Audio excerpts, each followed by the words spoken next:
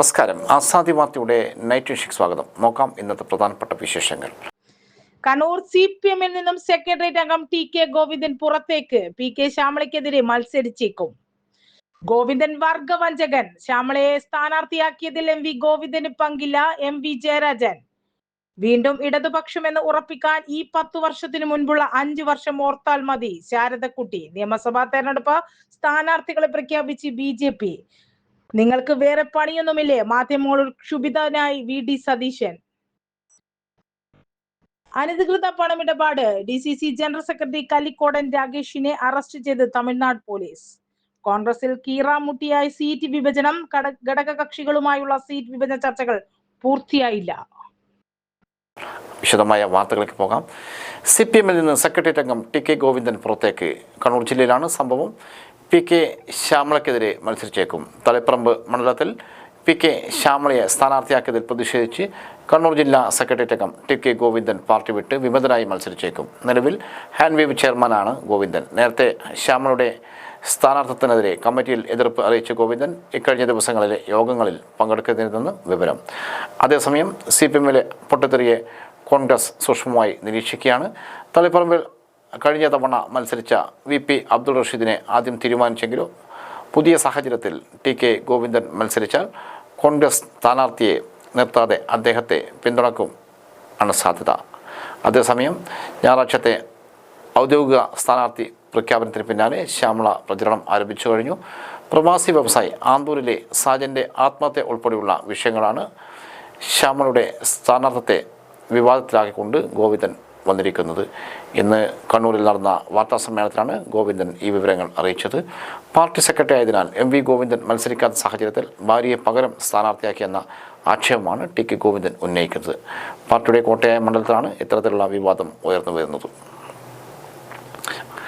Govindan വർഗവഞ്ചകൻ. ശ്യാമളയെ സ്ഥാനാർത്ഥിയാക്കിയതിൽ MV Govindan പങ്കില്ല. MV Jayarajan. പാർട്ടിക്കെതിരെ തുറന്ന വിമർശനവുമായി രംഗത്ത് വന്ന ജില്ലാ സെക്രട്ടേറിയറ്റ് അംഗം TK ഗോവിന്ദനെതിരെ രൂക്ഷ വിമർശനവുമായി CPM സംസ്ഥാന സെക്രട്ടേറിയറ്റ് അംഗം MV ജയരാജൻ. TK ഗോവിന്ദൻ ഒരു വർഗവഞ്ചകൻ ആണെന്നും ഇത്തരം വഞ്ചകർക്കെതിരെ ജനങ്ങൾ ശക്തമായ നിലപാട് സ്വീകരിക്കുമെന്നും MV ജയരാജൻ പറഞ്ഞു. പാർട്ടിയെ വഞ്ചിക്കരുതെന്ന് TK ഗോവിന്ദനോട് തങ്ങൾ ആവശ്യപ്പെട്ടിട്ടും കണ്ണൂരിലെത്തി വാർത്താ സമ്മേളനം നടത്തി സ്ഥാനാർത്ഥിത്വം പ്രഖ്യാപിക്കാനും UDF പിന്തുണ തേടാനുമുള്ള തീരുമാനം പാർട്ടിയോടുള്ള വഞ്ചനയാണെന്ന് ജയരാജൻ ആരോപിച്ചു. പാർട്ടിയിലെ മുതിർന്ന നേതാക്കളെ ഒതുക്കുന്നുവെന്ന TK ഗോവിന്ദൻ്റെ ആരോപണങ്ങളെയും ജയരാജൻ തള്ളി.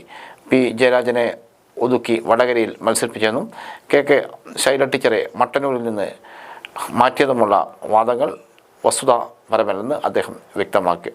തന്നെയും കണ്ണൂരിൽ മത്സരിപ്പിച്ചത് ഒതുക്കാനാണെന്ന് ആരെങ്കിലും പറഞ്ഞാൽ അത് ശരിയല്ലെന്നും ഞാൻ 2 തവണ MLA ആയതും കണ്ണൂർ ഉപതെരഞ്ഞെടുപ്പിൽ മത്സരിച്ചതും ഒന്നും ഒതുക്കലായി കാണുന്നില്ലെന്നും അദ്ദേഹം കൂട്ടിച്ചേർത്തു. ഇത്തരത്തിലുള്ള വാദങ്ങൾ TK ഗോവിന്ദൻ തൻ്റെ വ്യക്തിപരമായ താല്പര്യങ്ങൾക്കും മത്സര രംഗത്തേക്ക് വരുന്നതിനു വേണ്ടി കെട്ടിച്ചമച്ചതാണെന്നും അദ്ദേഹം പറഞ്ഞു. തളിപ്പറമ്പ് മണ്ഡലത്തിൽ PK ശ്യാമളയെ സ്ഥാനാർത്ഥിയാക്കിയതിൽ പാർട്ടി സെക്രട്ടറിയും ശ്യാമളയുടെ ഭർത്താവുമായ MV ഗോവിന്ദനെ യാതൊരു പങ്കുമില്ലെന്ന് അദ്ദേഹം പറഞ്ഞു. പാർട്ടിയുടെ തീരുമാനമാണ് നടപ്പിലാക്കിയത്. UDFൻ്റെ പിന്തുണയും വാങ്ങി CPM-നെ പരാജയപ്പെടുത്താമെന്ന് TK ഗോവിന്ദൻ കരുതിയാൽ നടക്കില്ലെന്നും MV ജയരാജൻ പറഞ്ഞു. വീണ്ടും ഇടതുപക്ഷമെന്ന് ഉറപ്പിക്കാൻ ഈ 10 വർഷത്തിന് മുൻപുള്ള 5 വർഷം ഓർത്താൽ മതി. ശാരദക്കുട്ടി. സംസ്ഥാനം നിയമസഭ തിരഞ്ഞെടുപ്പ് ചൂടിലേക്ക് കടക്കവേ വീണ്ടും ഇടതുപക്ഷത്തിനൊപ്പം എന്ന തീരുമാനം ഉറപ്പിക്കാൻ എനിക്ക് ഈ 10 വർഷത്തിന് മുൻപുള്ള ഒരു 5 വർഷം ഓർമ്മിച്ചാൽ മാത്രം മതിയെന്ന് എഴുത്തുകാരി ശാരദക്കുട്ടി. വിമർശിക്കേണ്ടതിനെ വിമർശിച്ചും എതിർക്കേണ്ടതിനെ എതിർത്തും ഇടതുപക്ഷത്തിനൊപ്പം എപ്പോഴും നിൽക്കാൻ ആഗ്രഹിക്കുന്നത് എന്ത് കൊണ്ടാണെന്ന് ചോദിച്ചുകൊണ്ടാണ് ശാരദക്കുട്ടി ഫേസ്ബുക്ക് കുറിപ്പ് പങ്കുവച്ചിരിക്കുന്നത്. മാധ്യമ പ്രവർത്തകർ എത്ര പ്രകോപിതരാക്കാൻ ശ്രമിച്ചാലും വികാരിതരാകാതെ വിടുവ പറയാതെ വാക്കുകൾ അളന്നു തൂക്കി കുറിക്കൊള്ളുന്ന തരത്തിൽ പ്രയോഗിക്കാൻ അറിയുന്ന നേതൃ പാടവത്തിലുള്ള വിശ്വാസം കൊണ്ടും ചുറ്റും നുണപ്രചരണങ്ങൾ കൊണ്ട് തോരണം തൂക്കി ചെണ്ടമേളം മുഴക്കിയിട്ടും വികസന പ്രവർത്തനങ്ങൾ മാത്രം ശ്രദ്ധ വെച്ച് 10 വർഷം മനഃശാഞ്ചല്യമില്ലാതെ മുന്നോട്ട് നീങ്ങുന്നത് കണ്ടതുകൊണ്ടാണ് വീണ്ടും ഇടതുപക്ഷമെന്ന് പറയുന്നതെന്നും ശാരദക്കുട്ടി പറഞ്ഞു. നിരന്തരം വീണും ഉരുണ്ടും ചെളിയിൽ പുരണ്ടും ഭരണകാലം മുഴുവൻ ജനങ്ങളെ മടുപ്പിച്ചു കളഞ്ഞ ഒരു പഴയകാലത്തിൻ്റെ തിരിച്ചുവരവാണ് കോൺഗ്രസ് ആഗ്രഹിക്കുന്നത് എന്ന ഭയപ്പാടുണ്ടെന്നും ശാരദക്കുട്ട കൂട്ടിച്ചേർത്തു. നിയമസഭാ തെരഞ്ഞെടുപ്പിൽ സ്ഥാനാർത്ഥികളെ പ്രഖ്യാപിച്ച് BJP. നിയമസഭാ തെരഞ്ഞെടുപ്പിലുള്ള ആദ്യഘട്ട സ്ഥാനാർത്ഥികളെ BJP പ്രഖ്യാപിച്ചു. 47 സ്ഥാനാർത്ഥികളെയാണ് നിലവിൽ പ്രഖ്യാപിച്ചിരിക്കുന്നത്. BJPയുടെ സംസ്ഥാന അധ്യക്ഷൻ രാജീവ് ചന്ദ്രശേഖർ നേമത്ത് മത്സരിക്കും. V. Muraleedharan കഴക്കൂട്ടത്തും, R. Sreelekha വട്ടിയൂർക്കാവിലും, PK Krishnadas കാട്ടാക്കടയിലും മത്സരിക്കും. PC George Poonjar, Padmaja Venugopal Thrissur, Shobha Surendran Palakkad, major Ravi Ottapalam, Navya Haridas Kozhikode north, K. Surendran Manjeshwaram എന്നിവിടങ്ങളിലും മത്സരിക്കും. ഫ്ലൈയിംഗ് സ്ക്വാഡുകൾ പ്രവർത്തനം തുടങ്ങി. നിയമസഭാ തെരഞ്ഞെടുപ്പുമായി ബന്ധപ്പെട്ട മാതൃകാ പെരുമാറ്റച്ചട്ടം ഫലപ്രദമായി നടപ്പിലാക്കുന്നതിന് ജില്ലയിൽ ഫ്ലൈയിംഗ് സ്ക്വാഡുകൾ പ്രവർത്തനം ആരംഭിച്ചു. ജില്ലയിലെ ഓരോ മണ്ഡലത്തിലും 3 വീതം സ്ക്വാഡുകളായാണ് നിയോഗിച്ചിട്ടുള്ളത്. ഇവർ മുഴുവൻ സമയവും പ്രവർത്തിക്കും. എക്സിക്യൂട്ടീവ് മജിസ്ട്രേറ്റ് തലവനായ ടീമിൽ 3 സായുധ പോലീസ് ഓഫീസർമാർ, 1 വീഡിയോഗ്രാഫർ എന്നിവർ ഉണ്ടാകും. അനധികൃത പണമിടപാട്, മദ്യവിതരണം, മറ്റേതെങ്കിലും തരത്തിൽ വോട്ടർമാർക്ക് കൈക്കൂലി നൽകൽ തുടങ്ങിയ പ്രവർത്തനങ്ങളാണ് ഫ്ലൈയിംഗ് സ്ക്വാഡുകൾ നിരീക്ഷിക്കുന്നത്. പിടിച്ചെടുക്കുന്ന തുക സ്ഥാനാർത്ഥികളുടെ തെരഞ്ഞെടുപ്പ് ചെലവിൽ ഉൾക്കൊള്ളിക്കും. വരും ദിവസങ്ങളിലും സ്ക്വാഡിന്റെ നിരീക്ഷണം ഊർജിതമാക്കുമെന്നും ജില്ലാ തെരഞ്ഞെടുപ്പ് ഓഫീസർ കൂടിയായ ജില്ലാ കളക്ടർ അറിയിച്ചു. തെരഞ്ഞെടുപ്പ് ചെലവ് റേറ്റ് ചാർജ് പ്രസിദ്ധീകരിച്ചു. തെരഞ്ഞെടുപ്പ് പ്രചരണത്തിനായി ഉപയോഗിക്കുന്ന വിവിധ സാമഗ്രികളുടെ റേറ്റ് ചാർട്ട് പ്രസിദ്ധീകരിച്ചതായി ജില്ലാ തെരഞ്ഞെടുപ്പ് ഓഫീസറായ ജില്ലാ കളക്ടർ അരുൺ കെ വിജയൻ അറിയിച്ചു. നിയമസഭാ തെരഞ്ഞെടുപ്പുമായി ബന്ധപ്പെട്ട് സ്ഥാനാർത്ഥികളുടെയും രാഷ്ട്രീയ പാർട്ടികളുടെയും ചെലവ് കണക്കാക്കുന്നതിന്റെ ഭാഗമായാണ് റേറ്റ് ചാർട്ട് തയ്യാറാക്കിയിരിക്കുന്നത്. സ്ഥാനാർത്ഥികൾക്ക് റേറ്റ് ചാർട്ടിന്റെ പകർപ്പ് നോഡൽ ഓഫീസർ, തെരഞ്ഞെടുപ്പ് ചെലവ് നിരീക്ഷണ സെൽ ആൻഡ് ഡെപ്യൂട്ടി കമ്മീഷണർ, സംസ്ഥാന ചരക്കു സേവന നികുതി വകുപ്പ്, കണ്ണൂർ കാര്യാലയത്തിൽ പരിശോധനയ്ക്ക് ലഭ്യമാണ്. ഇതിന്റെ അടിസ്ഥാനത്തിലായിരിക്കും സ്ഥാനാർത്ഥികളുടെ ചെലവ് കണക്കാക്കുക. പോസ്റ്ററുകളിൽ പ്രിന്റർ, പ്രസാധകർ എന്നിവരുടെ പേരും വിലാസവും രേഖപ്പെടുത്തണം. പൊതു തെരഞ്ഞെടുപ്പുമായി ബന്ധപ്പെട്ട് അച്ചടിക്കുന്ന പോസ്റ്ററുകളിലും ലഘുലേഖകളിലും ജനപ്രാതിനിധ്യം നിയമം അനുശാസിക്കും പ്രകാരം പ്രിന്റർമാരുടെയും പ്രസാധകരുടെയും പേരും വിലാസവും നിർബന്ധമായി രേഖപ്പെടുത്തേണ്ടതാണെന്ന് ജില്ലാ കളക്ടർ അറിയിച്ചു. പോസ്റ്ററുകളുടെയും ലഘുലേഖകളുടെയും അച്ചടിക്കുന്ന പ്രിന്റർമാർ പ്രസാധകന്റെ ഐഡന്റിറ്റി സംബന്ധിച്ച ഒരു പ്രഖ്യാപനം നിർദ്ദേശിച്ച രീതിയിൽ കൈപ്പറ്റേണ്ടതുണ്ടെന്നും പ്രസ്തുത പ്രഖ്യാപനത്തിന്റെ ഒരു പകർപ്പും അച്ചടിച്ച ലഘുലേഖ പോസ്റ്ററുകളുടെ 4 പകർപ്പുകളും അച്ചടിച്ച പകർപ്പുകളുടെ എണ്ണവും പ്രസാധകരിൽ നിന്നും ഈടാക്കിയ പ്രിന്റിംഗ് ചാർജുകളും കാണിക്കുന്ന നിർദ്ദിഷ്ട മാതൃകയിലുള്ള ഒരു പ്രസ്താവനയും പ്രിന്റിംഗ് പൂർത്തിയായ ഉടൻ കണ്ണൂർ ജില്ലാ മജിസ്ട്രേറ്റ് കൂടിയായ ജില്ലാ കളക്ടർക്ക് മാതൃകാ പെരുമാറ്റച്ചട്ടം നോഡൽ ഓഫീസർ മുഖാന്തിരം സമർപ്പിക്കേണ്ടതുണ്ട്. കണ്ണൂർ നിയോജക മണ്ഡലം LDF സ്ഥാനാർത്ഥി രാമചന്ദ്രൻ കടന്നപ്പള്ളിയുടെ തെരഞ്ഞെടുപ്പ് പ്രചരണത്തിന് തുടക്കം കുറിച്ച് കണ്ണൂരിൽ ആവേശകരമായ റോഡ് ഷോ. സ്റ്റേറ്റ് ബാങ്കിന് സമീപത്ത് നിന്നും തുറന്ന വാഹനത്തിൽ സ്ഥാനാർത്ഥി രാമചന്ദ്രൻ കടന്നപ്പള്ളിയെ വാദ്യമേളങ്ങളുടെ അകമ്പടിയോടെ ആനയിച്ചു. Road show plaza railway station road, Muneeswarankovil road വഴി പഴയ ബസ് സ്റ്റാൻഡിൽ സമാപിച്ചു. 100 കണക്കിന് പ്രവർത്തകർ റോഡ് ഷോയിൽ അണിനിരുന്നു.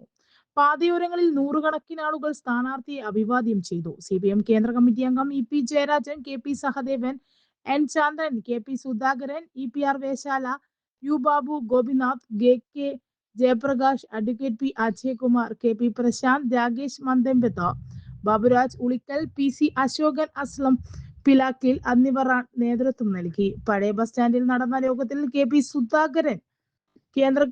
സുധാകരൻ അധ്യക്ഷത വഹിച്ചു. CPM കേന്ദ്ര കമ്മിറ്റി അംഗം EP ജയരാജൻ ഉദ്ഘാടനം ചെയ്തു. ഉത്തമനായ ജനസേവകനാണ് കടന്നപ്പള്ളിയെന്നും തന്റെ എല്ലാ കഴിവുകളും കണ്ണൂരിന്റെ വികസനത്തിനായി ഉപയോഗപ്പെടുത്തിയ നേതാവാണെന്നും EP ജയരാജൻ പറഞ്ഞു. കഴിഞ്ഞ തവണത്തേക്കാൾ വലിയ ഭൂരിപക്ഷത്തോടെ ഇത്തവണ കടന്നപ്പള്ളി കണ്ണൂരിൽ നിന്നും തിരഞ്ഞെടുക്കപ്പെടുമെന്നും അത്ര വലിയ വികസന പ്രവർത്തനങ്ങളാണ് കണ്ണൂരിൽ നടന്നതെന്നും അദ്ദേഹം പറഞ്ഞു. 3ാം തുടർ ഭരണം സാധ്യമായാൽ കേരളവും കണ്ണൂരും കൂടുതൽ മാറുമെന്നും അദ്ദേഹം പറഞ്ഞു. രാമചന്ദ്രൻ കടന്നപ്പള്ളി സംസാരിച്ചു. MV ജയരാജൻ സംബന്ധിച്ചു. കോൺഗ്രസിൽ കീറാമുട്ടിയായി സീറ്റ് വിഭജനം. ഘടകകക്ഷികളുമായുള്ള സീറ്റ് വിഭജന ചർച്ചകൾ പൂർത്തിയായില്ല. നിയമസഭാ തെരഞ്ഞെടുപ്പ് പ്രഖ്യാപനം വന്ന് 24 മണിക്കൂർ പിന്നിട്ടും ആദ്യഘട്ട സ്ഥാനാർത്ഥി പട്ടിക പുറത്തിറക്കാനാകാതെ കോൺഗ്രസ്. പല മണ്ഡലങ്ങളിലും ഏക അഭിപ്രായത്തിനായിട്ടില്ല. ചില സീറ്റുകളിൽ തർക്കവുമുള്ളതായാണ് റിപ്പോർട്ട്. തുടരുന്ന അനിശ്ചിതത്വം പാർട്ടിക്കുള്ളിലും വിമർശനങ്ങൾക്ക് വഴിവെച്ചിട്ടുണ്ടെന്ന് സൂചന. സ്ഥാനാർത്ഥി പട്ടിക പ്രഖ്യാപിക്കാൻ വൈകുന്നതിനെ പറ്റിയുള്ള മാധ്യമങ്ങളുടെ ചോദ്യങ്ങളോട് പ്രതിപക്ഷ നേതാവ് VD സതീശൻ രൂക്ഷമായി പ്രതികരിച്ചു. തെരഞ്ഞെടുപ്പ് തീയതി പ്രഖ്യാപിച്ചാൽ 24 മണിക്കൂറിനുള്ളിൽ കോൺഗ്രസ് പട്ടിക വരുമെന്ന് നേരത്തെ പറഞ്ഞിരുന്നെങ്കിലും ഇതിനെപ്പറ്റിയുള്ള ചോദ്യങ്ങൾ അദ്ദേഹത്തെ ചൊടിപ്പിച്ചു. ഇന്ദിരാഭവനിൽ ചർച്ചകൾ തുടരുകയാണെന്നും കോൺഗ്രസ് ഒരു അഖിലേന്ത്യാ പാർട്ടി കൊണ്ടാണ് സ്ഥാനാർത്ഥി പ്രഖ്യാപനത്തിന് സമയക്രമീകരണം വേണ്ടിവരുന്നതെന്നും അദ്ദേഹം മാധ്യമങ്ങളോട് പറഞ്ഞു. Screening committee chairman Madhusudan Mistry ഡയാലിസിസിന് വിധേയനായതിനാണ് പട്ടിക വൈകുന്നതെന്ന് അഡ്വക്കേറ്റ് സണ്ണി ജോസഫ് വിശദീകരിച്ചു. നാളെ സ്ക്രീനിംഗ് കമ്മിറ്റിയും സെൻട്രൽ ഇലക്ഷൻ കമ്മിറ്റിയും ചേർന്ന് അന്തിമ തീരുമാനമെടുക്കുമെന്നും പട്ടിക നാളെ തന്നെ പുറത്തുവരുമെന്നും അദ്ദേഹം കൂട്ടിച്ചേർത്തു. നിലവിൽ 60ഓളം സീറ്റുകളിൽ ധാരണയായതാണ് സൂചന. UDF ഘടകകക്ഷികളുമായുള്ള സീറ്റ് വിഭജനത്തിലും തർക്കങ്ങൾ തുടരുകയാണ്.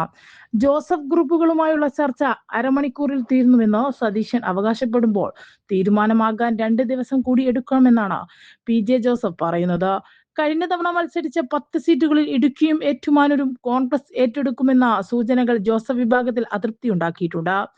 പകരമായി പൂഞ്ഞാർ സീറ്റ് അവർ ആവശ്യപ്പെടുന്നുണ്ടെങ്കിലും അതിനും സാധ്യത കുറവാണ്. അതേസമയം തളിപ്പറമ്പിലും പാറശാലയിലും ഉൾപ്പെടെ CPM-ൽ വലിയ ആഭ്യന്തര പ്രശ്നങ്ങൾ നടക്കുന്നുണ്ടെന്നും CPM വിട്ട് പുറത്തു വന്നവർക്ക് സംരക്ഷണം നൽകുന്ന കാര്യം സാഹചര്യത്തിനനുസരിച്ച് പരിശോധിക്കുമെന്നും VD സതീശൻ വ്യക്തമാക്കി. അതിനിടെ ആറ്റിങ്ങൽ അടൂർ പ്രകാശ് MP സർക്കാരിൽ നിന്നും നോൺ ലയബിലിറ്റി സർട്ടിഫിക്കറ്റ് കൈപ്പറ്റിയിട്ടുണ്ട്. കണ്ണൂർ MP K സുധാകരനും NLC വാങ്ങുന്നതിനുള്ള നടപടികൾ ആരംഭിച്ചു. സർക്കാർ സ്ഥാപനങ്ങളിലോ ഗസറ്റ് ഓഫീസുകളിലോ കുടിശ്ശികയില്ല എന്ന് വ്യക്തമാക്കുന്ന ഈ സർട്ടിഫിക്കറ്റ് നാമനിർദ്ദേശ പത്രിക സമർപ്പിക്കാൻ അത്യാവശ്യമാണ്. അടൂർ പ്രകാശ് ഉൾപ്പെടെ 15 പേർക്കാണ് സർക്കാർ നിലവിൽ ഈ സർട്ടിഫിക്കറ്റ് നൽകിയിരിക്കുന്നത്.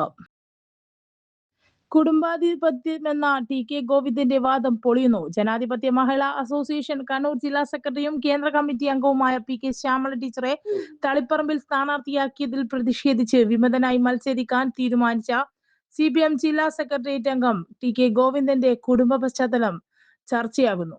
അധികാരങ്ങളും പദവികളും കുടുംബത്തിന് കൈമാറുന്നു എന്നതാണ് TK ഗോവിന്ദന്റെ വിമർശനം. എന്നാൽ മലപ്പട്ടം RCM UP സ്കൂൾ അധ്യാപകനായിരുന്ന ഗോവിന്ദൻ ആദ്യം പഞ്ചായത്ത് മെമ്പറും പിന്നീട് പ്രസിഡന്റുമായി. ഭാര്യ KP രമണിയും മരുമകളുടെ ഭർത്താവ് KC അനിൽകുമാറും 10 വർഷവും ഇതേ പഞ്ചായത്തിന്റെ പ്രസിഡന്റുമാരായി. മരുമക്കൾ TK സുലേഖ ഇപ്പോൾ ബ്ലോക്ക് പഞ്ചായത്ത് പ്രസിഡന്റാണ്. സഹകരണ ജീവനക്കാർ പഞ്ചായത്തുകളിൽ മത്സരിക്കേണ്ടെന്ന പാർട്ടിയെടുത്ത പൊതുവിലുള്ള തീരുമാനത്തിന് വിരുദ്ധമായാണ് മലപ്പട്ടം സർവീസ് സഹകരണ ബാങ്ക് ജീവനക്കാരിയായ സുലേഖയെ ലീവ് എടുത്ത് മത്സരിപ്പിച്ചത്. മലപ്പട്ടം സർവീസ് സഹകരണ ബാങ്ക് പ്രസിഡന്റ്, കണ്ണൂർ കാർഷിക വികസന bank president, Pariyaram medical college administrative committee chairman, Kerala clays and ceramics limited chairman, ഒടുവിൽ ഹാൻഡ് ലീവ് ചെയർമാൻ MLA ആയില്ല എന്നു മാത്രം. 3 പതിറ്റാണ്ടായി ഏതെങ്കിലും സ്ഥാപനത്തിന്റെ കാറിലല്ലാതെ TK ഗോവിന്ദൻ സഞ്ചരിച്ചിട്ടില്ല. TK ഗോവിന്ദൻ അധ്യാപകൻ എന്ന നിലയിലുള്ള ശമ്പളം പറ്റിക്കൊണ്ടാണ് ഈ പദവികൾ വഹിച്ചത്. അവസാനത്തെ വർഷമാണ് ലീവ് എടുത്തത്. ദീർഘകാലം പാർട്ടി ഏരിയ സെക്രട്ടറിയും ജില്ലാ സെക്രട്ടേറിയറ്റ് അംഗവുമായത് മലപ്പട്ടത്തെ സുശക്തമായ പാർട്ടിയുടെ തണലിൽ നിന്നാണ്. രാഷ്ട്രീയ എതിരാളികളുടെ കൈകൊണ്ട് ഇന്നുവരെ ഒരു പോറൽ പോലും ഏറ്റിട്ടില്ല. എന്നാൽ രാഷ്ട്രീയ എതിരാളികളുടെ വാൾമുനയിൽ നിന്നും പലപ്പോഴും അത്ഭുതകരമായി രക്ഷപ്പെട്ട എത്രയോ സഖാക്കൾ കണ്ണൂരിൽ തന്നെയുണ്ട്. രാഷ്ട്രീയ എതിരാളികളുടെ ഒരു ഭീഷണിയും ഇന്നുവരെ TK ഗോവിന്ദന് നേരിടേണ്ടി വന്നിട്ടില്ല. ഇടതുപക്ഷത്തിന് 3ാമത്തെ ഭരണ തുടർച്ചയ്ക്ക് സാഹചര്യം ഒരുങ്ങുമ്പോൾ TK ഗോവിന്ദനും പയ്യന്നൂർ കുഞ്ഞികൃഷ്ണനും മറ്റും നടത്തിയ ഈ ചതി ഈ വിപ്ലവ സ്ഥാനം പൊറുക്കില്ല. കോൺഗ്രസ് നേതാക്കളുമായി ധാരണയുണ്ടാക്കിയാണ് ഇവരുടെ നീക്കം. സ്വന്തം പ്രസ്ഥാനത്തെ വഞ്ചിച്ച ഗോവിന്ദനെതിരെ തളിപ്പറമ്പ് മണ്ഡലത്തിന്റെ വിവിധ ഭാഗങ്ങളിൽ പ്രതിഷേധ പ്രകടനം നടന്നു.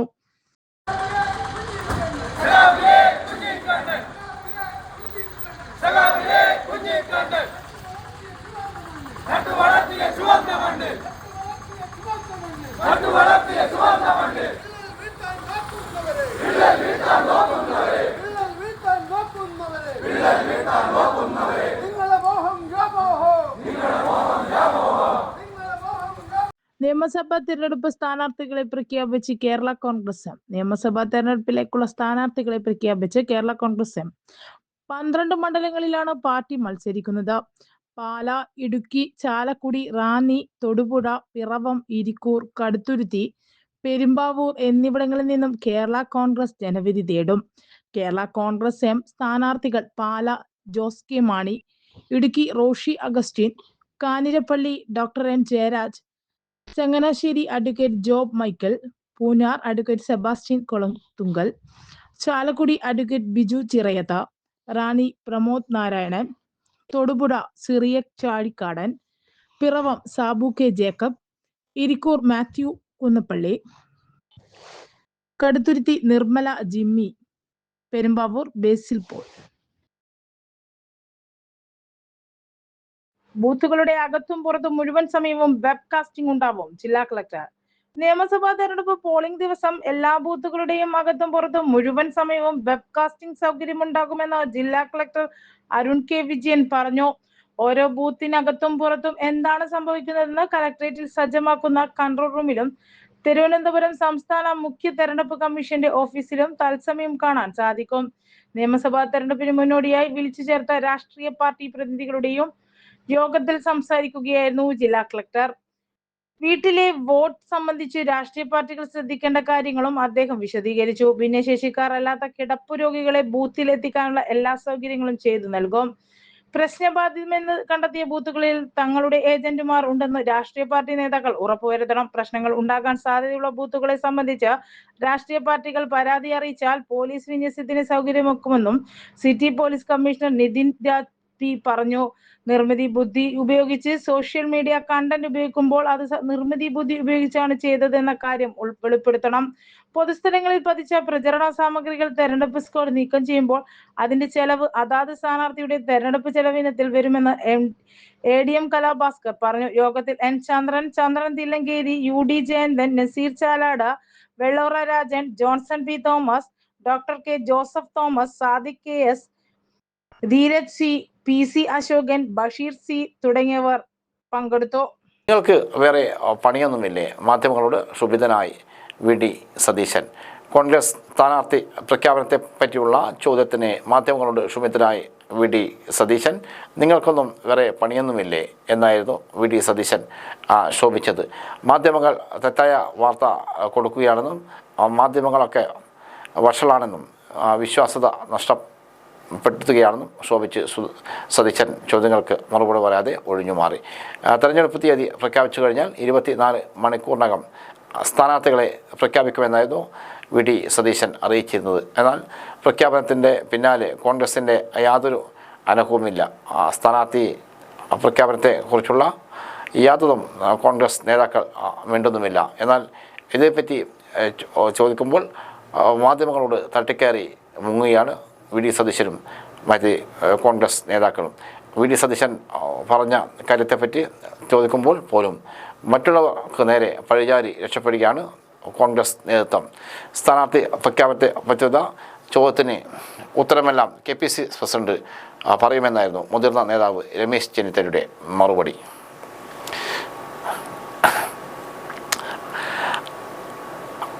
അനധികൃത പണമിടപാട് കണ്ണൂരിൽ DCC ജനറൽ സെക്രട്ടറി കല്ലിക്കോടൻ രാഗേഷിനെ തമിഴ്നാട് പോലീസ് അറസ്റ്റ് ചെയ്തു. DCC കണ്ണൂർ ജില്ലാ ജനറൽ സെക്രട്ടറിയും കണ്ണൂരിലെ കോൺഗ്രസ് നേതാവുമായ കല്ലിക്കോടൻ രാഗേഷാണ് അറസ്റ്റിലായത്. അനധികൃത പണമിടപാട് കേസിൽ തമിഴ്നാട് പോലീസാണ് രാഗേഷിനെ അറസ്റ്റ് ചെയ്തത്. K. സുധാകരൻ്റെ അടുത്ത അനുയായിയാണ് രാഗേഷ്. സഹന സംഘത്തിൻ്റെ അക്കൗണ്ടിലേക്ക് 2 തവണകളായി 28 ലക്ഷം രൂപ എത്തിയതാണ് കേസിന് തുടക്കം. കർണാടകയിലും പശ്ചിമ ബംഗാളിലുമുള്ള അക്കൗണ്ടുകളിലേക്കാണ് കൂടുതൽ തുക എത്തിയിരിക്കുന്നതെന്നും പോലീസ് കണ്ടെത്തി. തമിഴ്നാട് സൈബർ ക്രൈം വിഭാഗം നടത്തിയ വിശദമായ അന്വേഷണത്തിനൊടുവിൽ കണ്ണൂരിലെത്തിയാണ് രാഗേഷിനെ അറസ്റ്റ് ചെയ്തത്. സൈബർ തട്ടിപ്പ് സംഘമാണ് ഈ തുക അയച്ചതെന്ന് പോലീസ് കണ്ടെത്തിയിരുന്നു. തെരഞ്ഞെടുപ്പ് ചെലവുകൾക്കായി ഉപയോഗിക്കാനാണ് ഈ ഭീമമായ തുക അക്കൗണ്ടിലെത്തിയതെന്നാണ് പോലീസിൻ്റെ പ്രാഥമിക നിഗമനം. KPCC president K. സുധാകരൻ്റെ അടുത്ത അനുയായിയാണ് അറസ്റ്റായ രാഗേഷ്.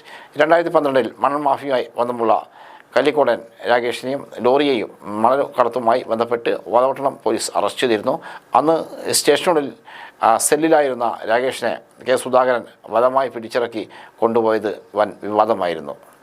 ഇതോടെ ഇന്നത്തെ ആസാദി വാർത്തകൾ സമാപിക്കുന്നു. വീണ്ടും നാളെ കാണാം. നന്ദി, നമസ്കാരം.